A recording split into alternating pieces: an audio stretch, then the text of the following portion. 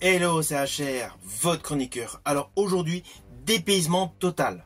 Forcément, comme d'habitude, j'ai voulu me mettre dans l'ambiance, car je vais vous parler du film Weekend à Taipei. C'est un action movie avec des notes humoristiques qui a une histoire assez classique. D'ailleurs, la voici. Alors dès le début de ce film, l'ambiance est là. Cela débute avec un générique mettant en bruit de fond une version modernisée, version asiatique du tube des Rolling Stones, Pet in Black. On nous présente immédiatement l'acteur Song Kang qui interprète le chef d'un cartel, extrêmement violent.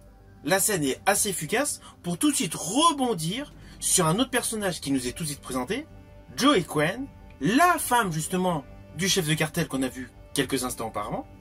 Alors ce personnage féminin, Joey Quen, est interprété par Kwai Lun-mei, qui démontre tout de suite à l'écran qu'elle est fascinée par une Ferrari rouge.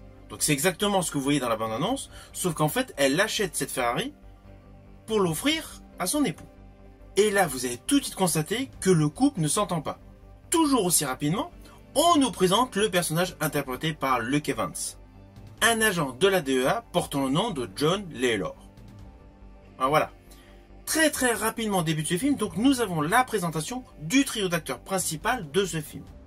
À cela s'ajoute justement le vol d'un certain carnet, véritable registre comportant toutes les transactions importantes du personnage Kwang, interprété donc le fameux chef de cartel. Et pour corser le tout, le carnet a été volé par le fils de la jeune femme qu'on vient de nous présenter. Alors ne vous inquiétez pas, je n'irai pas plus loin sur les lignes scénaristiques, surtout qu'en fait, tout ce que je viens de vous dire se passe assez rapidement au début de ce film. Par contre, je vous déconseille de vous attarder longuement sur la bande-annonce, car selon moi, elle dévoile trop par rapport à l'histoire. Histoire qui au final est extrêmement simpliste. Car au final, nous allons avoir trois protagonistes qui vont jouer au chat et à la souris pendant tout le film. Alors ce film marque le grand retour de Luc Besson en tant que scénariste. C'est lui qui a écrit le scénario de ce film. Honnêtement, je ne pense pas que ce scénario a bénéficié de beaucoup d'heures de travail. Vous allez vous en rendre compte, l'histoire est vraiment très simpliste. Mais ceci dit, elle est divertissante. On est vraiment dans la lignée des taxis et des transporteurs. Si vous avez aimé la saga des transporteurs et si vous avez aimé la saga des taxis, forcément Weekend à Taipei est pour vous. À cela s'ajoutent des décors de Taïwan extrêmement beaux, des courses-poursuites qui font forcément écho à Fast and Furious, surtout que nous retrouvons deux acteurs issus de la saga Fast and Furious, Song Kang qui a joué dans plusieurs opus, ainsi que Luke Evans. De ce fait, le clin d'œil est largement évident. Ceci dit, toutes les scènes d'action avec les voitures sont superbement chorégraphiées. Les effets visuels sont bons, la qualité photo est très belle, et les punchlines sont partiellement placées au fur et à mesure du déroulé de l'histoire, mais de manière correcte. Néanmoins, il n'y a aucune surprise dans ce film. On devine aisément le final de ce film plus on avance, et forcément tous les petits twists, on va dire les semi-twists possibles dans ce film, en fait, ils sont si prévisibles qu'ils s'effacent d'eux-mêmes.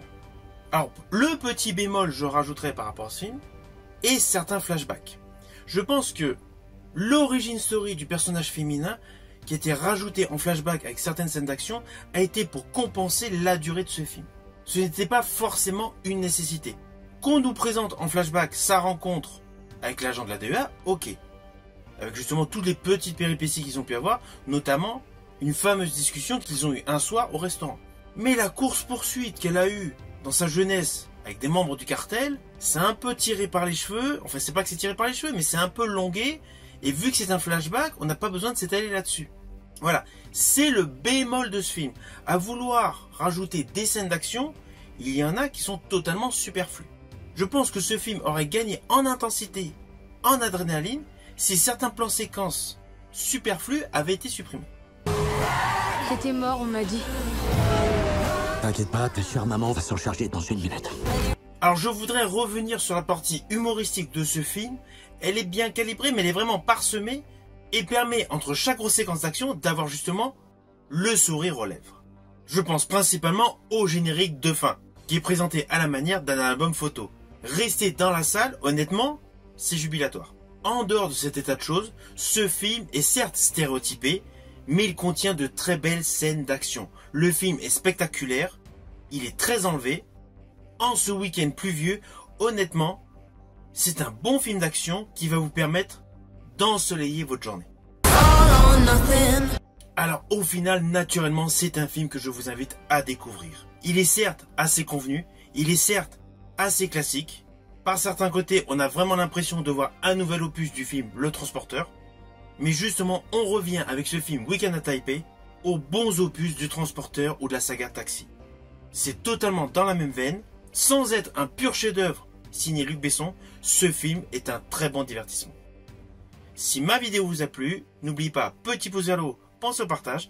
Quant à moi, je vous dis à bientôt pour une prochaine vidéo.